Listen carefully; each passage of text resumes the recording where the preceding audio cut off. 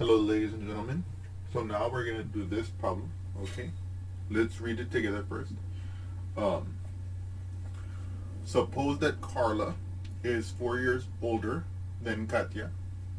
Suppose further that in 12 years, Karla's age will be in a 5-to-4 ratio with Katia's age. What is Karla's age 2 years from now? Now, some people will try, to play with some numbers a little bit to try and figure out which group of numbers satisfies this criteria. Like, in other words, as you guys might imagine, they might say, what if Karla's this age? Then Katia would have to be this age.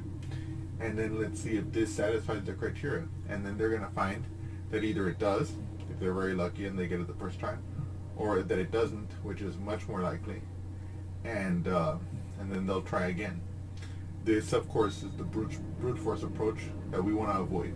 And this is where algebra really shines, okay? Because we can make expressions that can then lead to equations that we can then use to construct an algebraic encapsulation of the information of the problem, which we can then solve, which makes the problem straightforward, and it makes it seem, once you get the hang of it, effortless. Although I'm not going to tell you it's effortless right now, because I know it's not that easy. But let's do it together, okay? So let's read it just one more time. Remember, I always advise whenever you're doing a word problem, always read it at least twice to get an idea, a really concrete idea of what's happening. Okay. Suppose Karla is 4 years older than Katia. Okay. So we know that Karla's older than Katia. Okay. So Karla's age. Let's just observe something real quick. Karla's age is bigger than Katia's. Okay.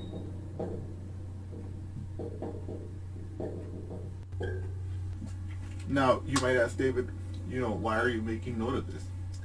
It's because it might help guide us as we're making our expressions, number one. Number two, at the end, it might allow us to kind of do a sanity check to make sure our answer makes sense. Things like this, okay? Suppose further that in 12 years, blah, blah, blah, blah, blah. Okay? Let's forget about the rest for now. So now I'm going to start making an expression. Okay? I'm going to pick a variable. Suppose Karla is 4 years older than Katia. Aha. Let's say that I let K represent Katia's age, okay?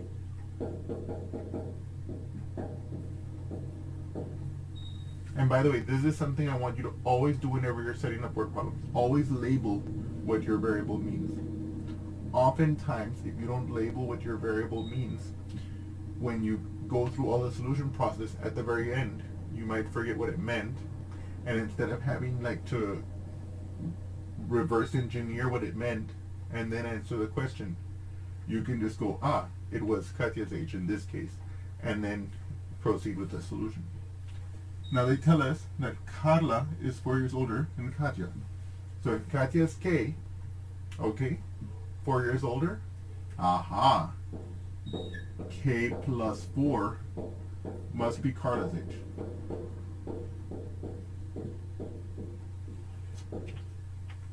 Now stick with me here a moment. Look at this carefully. We in fact don't know how old Katia is. We don't know how old Karla is, but we still were able to create an expression that represents both their ages in a clear, in an effective, and an accurate way. See, that's very powerful, okay? And it's gonna get us, and you're gonna see that we're actually very close to where we want to be. So now, it says now something else. Suppose further, right, I'm reading over here, that in 12 years, Karla's age will be in a 5-to-4 ratio with Katia's age. So now we're asking 12 years from now. 12 years from now, right? Katia, for example, is K years today. How old will she be in 12 years?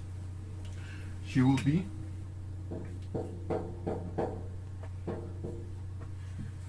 K plus 12. This is Katia's age in 12 years. And I think by now you can probably see, aha, for Karla's age in 12 years, I take the expression for Karla's age that we already got, and I'm going to add 12 to it. And you would be absolutely right.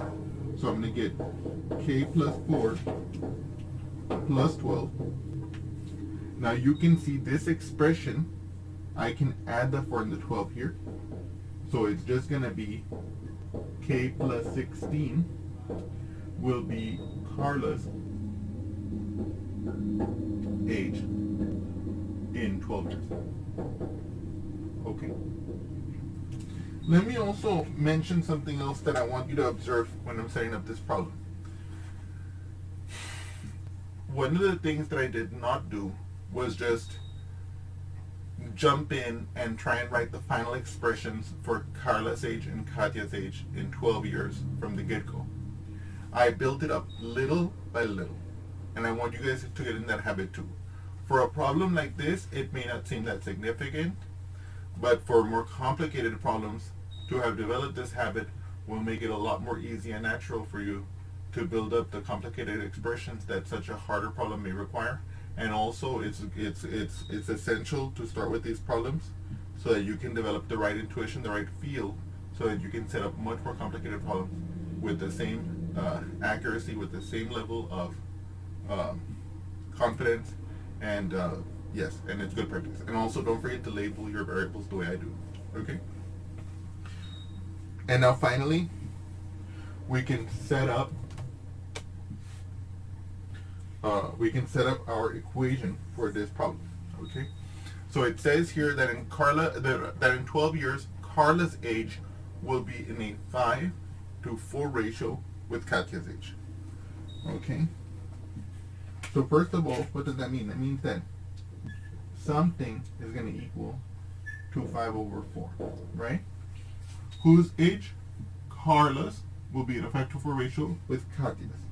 So this is Karla on top and Katia on the bottom, okay, in the ratio anyway. And so then here on the left hand side, Karla on top means K plus 16 on top, and Katia is K plus 12 on the bottom. Okay. So now we're going to now proceed. Oops, I'm in the way now. We're going to now proceed to solve this equation.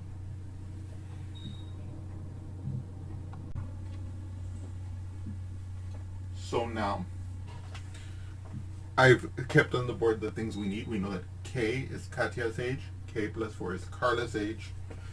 We have our expression that we created based on our analysis earlier of how to construct the variables. And if you notice, this equation or this relationship between these different ages and the ratio they're supposed to equal comes out in the form of a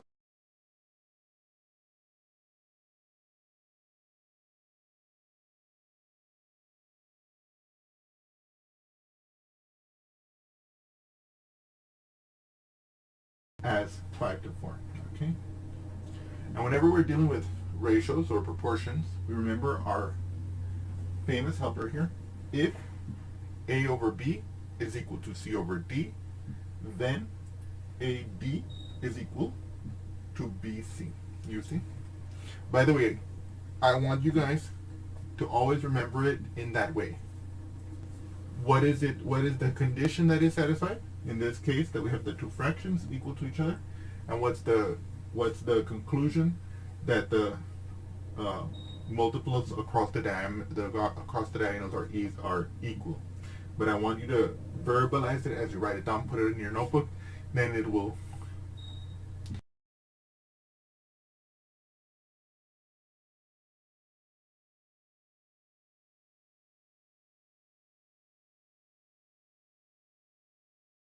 this with this, so I get, let's say, 4 times k plus 16 equals, and then I want to multiply this one with that one, right? So let's say that's 5 times k plus 12. Okay. Now we recall here the distributive law, right? Which tells us that if A, B, and C are numbers, right? Then A times is going to be AB plus AC, right? So here I'm going to have the 4 times k plus 16 will be the same thing as 4 times k, which is 4k, 4 times 16, which will be 64, okay? By the way, I'll show you that in a moment just to make sure that you guys get it. 5 times k, that's 5k, and then 5 times 12, that's going to be plus 60. Okay. Just a brief comment here, like let's say this, instead of being plus 16, let's say it had been negative 16, then here, instead of writing plus 64, it would have been minus 64, right? And of course, you know, the 4 times 16, you can easily do it on paper, okay? 4 times 6, that's 24. We bring down our 4. We carry our 2. 4 times 1 is 4, plus 2, 5, 6, right? And then the 5 times 12, same thing. We can just multiply on paper. And again, I want you guys to get into the habit of calculating on paper. Okay, 5 times 2, that's 10. I bring down my 0, carry my 1. 5 times 1 is 5, plus 1 is 6, you see? And the reason why I want you guys to get into the habit of doing your calculations on paper is because so that it becomes second nature and so that you're not guesstimating, okay? And you will see that if you practice correctly, eventually you get speed, and then you will feel more confident and you'll develop more intuition, and this will become even easier. Now look at this. We went from this slightly complicated looking thing to a simple linear equation, okay? Now here, I want to ask myself, how do I want to isolate the variable? Well, here, I know that 5 minus 4 is 1, so it'll look nice if I subtract the 4k from both sides. You see that? Okay. And so what does that give me? 4k minus 4k is 0. I bring down my 64. Now, a common mistake a lot of students do is, if this had been minus, they might bring down the 64, forgetting that minus, and getting it wrong. Okay. Equals 5k minus 4k. That's just going to be 1k. But we remember that whenever we have something like 1k, 1x, we can just write it as k or x respectively. So we would write k here, and then we bring down our plus 6c, because we haven't done anything to it yet. Then we want to get our k by itself. We want to isolate our k. So we're going to subtract this 60 from both sides like this. Okay. 4 minus 0 is 4. 6 minus 6 is 0. I bring down my equal sign. And I know that k is equal to 4. But wait, what is k? Did I write it down somewhere? Did I forget already? No. We wrote it down. What is k? Katia's age. So Katia is 4 years old. Okay, so Katia is 4 years old. Let me put a little arrow here. Aha, Karla is Katia's age plus 4. 4 plus 4 is 8. Karla's age today is 8. Ta-da!